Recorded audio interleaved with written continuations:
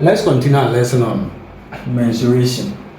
Okay, we have explained a lot on circle, the parts of the circle, how we calculate the length of an arc, the area of a circle, the circumference, area of a sector, the perimeter, the segment, the chord. All right, and then now we are going to look at the area and perimeter of a triangle.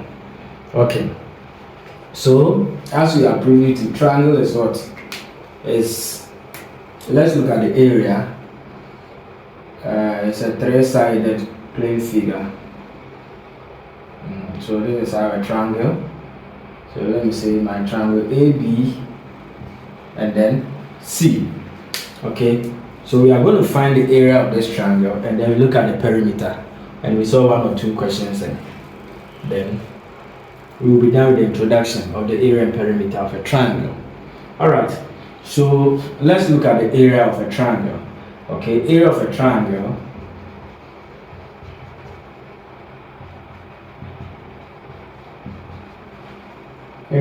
has been proven as half times the base times the height of the triangle. All right, so half base times height. Okay, so this is the formula for area of a triangle. So let's look at the base and the height of this triangle here. Okay, the base of a triangle, looking at the triangle here, we have 3 sides, A, B, B, C, and C, AC. All these sides can be the base. All right, depending on where our height is. So, and we should know that the height is also perpendicular to the base. So if I draw my height from here, from A, okay,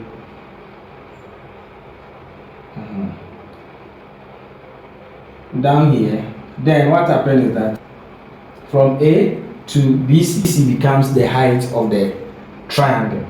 Somebody can also decide to draw from the vertex B and then join towards AC. It would happen like that, and then the AC becomes the base of the triangle. Somebody can decide to draw from the vertex C to AB. If it happens like that, then AB becomes what? The base of the triangle. Okay, so the base of the triangle is not constant, okay, as normally we are privy to the down here being the base, but that is not always the case. The base can be this side and can also be this side, depending on where your height is from. Okay, so the down here becomes our B, our base, okay, and then our height is here, our H, okay. So let me call here as D. So I have my base here. Okay, so if I mean to put the dimension, then it will be my half. What is the base? The base is length BC, all right, and then the height will be length what? Length AD. That is from this particular triangle. So half times the base is BC, and then the height is what? The height is the length AD. All right, so that is about area of a triangle. Okay, so depending on the triangle that you are given, if it is equilateral, isosceles, or it can be scaling, okay, the formula for the area is half by the base by the height. Okay, so let's look at the perimeter.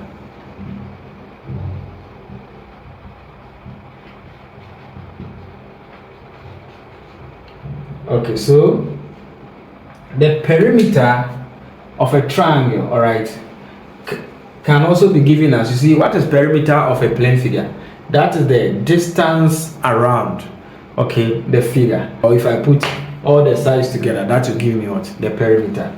So that will be AB, the length AB plus BC, okay, and then plus AC. So this becomes what? The perimeter of the triangle. Here plus here plus here. That is the distance around the plane figure. So that is the perimeter of the triangle. Okay, so and what we should also take note is that sometimes you are given a triangle, okay, and then in the triangle, let's take it, you are given one of the angles here. So let's say I'm giving an angle here as theta, okay, let me call it triangle x, y, and then z. Let's take it, for instance, as I'm giving the angle, I'm giving the dimensions of the triangle. Let's take it, here is A, this side is A, here is B, and here is C. So I know the dimension like x, y is A, here is B, and here is C. And I'm giving an angle here. So sometimes, even in a question, you can be given an angle, okay, within one of the angles, it can be 2 or even all the 3. Okay, you can be given an angle in a triangle, and then you'll be given the length, and then you'll be asked to also what? Find the area of the triangle. Okay, so half base times the height. So depending on, so let me draw the height on this side. Okay, so my h, so that the y is the b becomes my base. So if I'm giving an angle here, how do I find the area of the triangle? All right, so I have my height here. Okay, then I need to find the height of the triangle. So how do I find the height of the triangle? You know that this is what? This is a right angle triangle. All right, and because it's a right angle triangle, then this angle here is opposite to the height here. Okay, and then I know this particular, so if I consider this right angle triangle where I have the angle, this angle is opposite, and this side is what? This side is the hypotenuse, because here also the what? 90 degrees, so it makes this side to be hypotenuse. So opposite on hypotenuse, so I can say that sine, okay, theta, sine is opposite on hypotenuse A. Okay, so my sine theta is opposite over hypotenuse. All right, so if the angle is here, this is opposite, this is hypotenuse, because I don't know this side.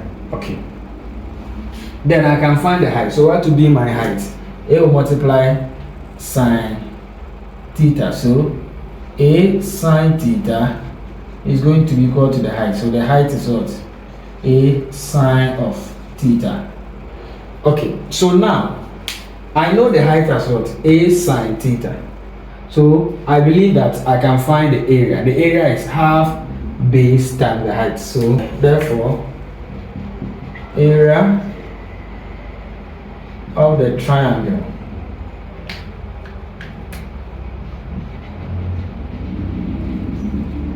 is equal to half base. What is the base? The base is the B. Then the height, A sine theta. Alright.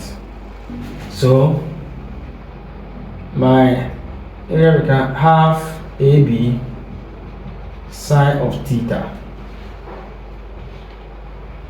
Half AB sine of theta. So this formula can be used when you are giving what? When you are giving angle, okay, within the triangle, and you are finding what? You are finding the area. So see, if you look at where, see, the angle is here, and then the A is here, and the B is here. So you see that the A and the B are adjacent, and their included angle is the theta. Or where A and the B, where they intersect, the angle formed between A and B is what? Is the angle theta.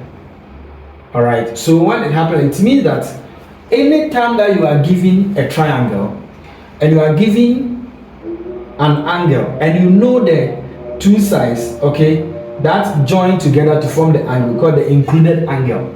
So when you know the two adjacent sides, and then the included angle, the angle between the two, or the angle formed between the two adjacent sides, then your area of the triangle become half times the two sides sine of the angle. You see, and that's what we are seeing here. Half times A times B sine of the theta. Alright, so this is what we are saying. So let's say that my angle here is A, okay, B, and then C, and I have X, Y, and Z. So if this is my triangle and this is the three sides, S, Y, Z, A, B, C. So if I want to find the area of this triangle, okay, if I'm using this particular angle, or if I'm using, let's say, let me go by the A first. If I'm using the A, then which two sides are adjacent to the A? Or which two adjacent sides come together to form the angle A? That is X and what? Z. So I can say the area of the triangle, okay, can be equal to what? Half of X times what? Z, sine of what? Sine of A, the angle A. So half of this side times this side, sine of the angle. And that's what we are seeing here. This side times this side, sine of what? Sine of this angle. Alright. So let me see. If I'm looking at the angle B, then it will be half of which sides come together to form the angle, that is side X and Y. So half of XY sine B. Or if I'm looking at the angle C, then the area becomes half of YZ sine what? Sine C. Okay, so you see that. So this is how you can also find the area of what? The area of a triangle. That is when you know one of the included angle and you know the two adjacent sides that come together to form that particular angle. All right. Okay, let's look at the questions.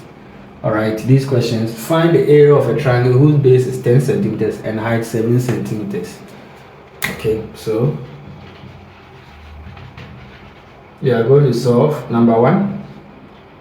We are finding the area of a triangle. We are given the base and the height. So area of a triangle, you know, it's a half base times height. Okay, so half times what is our base?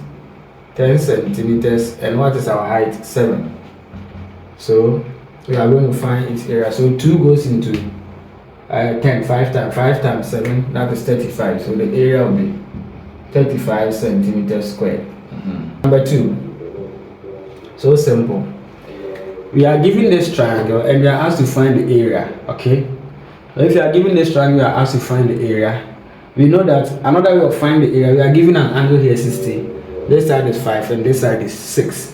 So the area of the triangle can be half of this side times this side, sine of the 60 degrees. Okay, so area of the triangle there, okay, can be equal to half of 5 times 6 times sine of 60 degrees. All right, so that can also be the area of the triangle. So half of 5 times 6, okay, times sine 60 degrees, and that will give us 12.999. So 12.9904 centimeters squared. All right, so 12.9904 centimeters squared. All right, so this becomes our answer. Okay, and normally make sure you leave your answer in 4 decimal place, at least 3 decimal places. All right, so let's solve number 3. The sides of a triangle are p centimeters, p plus 7 and p plus 8. Find the length of the hypotenuse if the perimeter is 30 centimeters.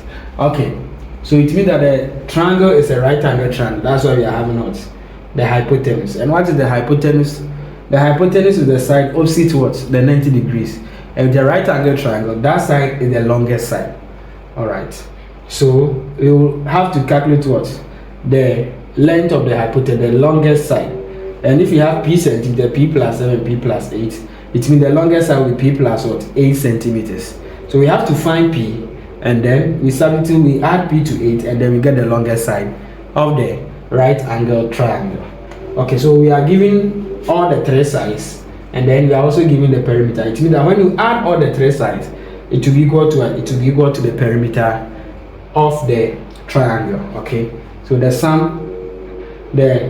distance around the figure is equal to the perimeter, so it will be p plus 7 plus p plus 8, and that will give us 30 centimeters. Okay, perimeter. So we put all the three sides together.